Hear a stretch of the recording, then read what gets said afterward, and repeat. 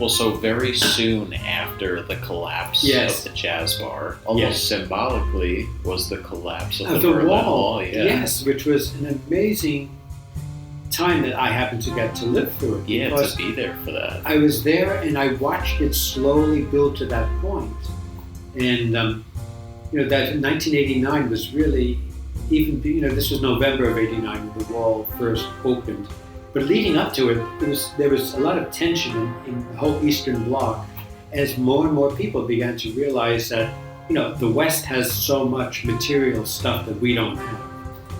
And East Germans particularly, who were fairly well off, comparatively speaking, compared to the other Eastern Bloc countries, they really knew what was going on in the West because they were able to get like West German television stations, even though they weren't supposed to be watching. But in Berlin it was pretty hard to control. And so there started these demonstrations. They were getting bigger and bigger and bigger. And I remember just days before this happened, there were maybe 500,000 people in East Berlin demonstrating. And so the government was getting a little bit nervous. So the old party person who built the wall, he stepped down, and they were trying to calm things down a little bit. And then they realized that, they're going to have to do something to please the people. So there I was with George, and I was sitting in a cafe in West Berlin. And this French woman, who he happened to know, came up to her and said, I heard that the Berlin Wall opened and people were screaming into Berlin. We think, how could that be happening? Her English, her German probably wasn't very good. You probably misunderstood. And so I went home that night. I happened to live in this working class neighborhood not far from the wall. And I happened to notice all these little East German cars around. I said, why, late at night, why are the East German cars? And these people window shopping in a really working class neighborhood.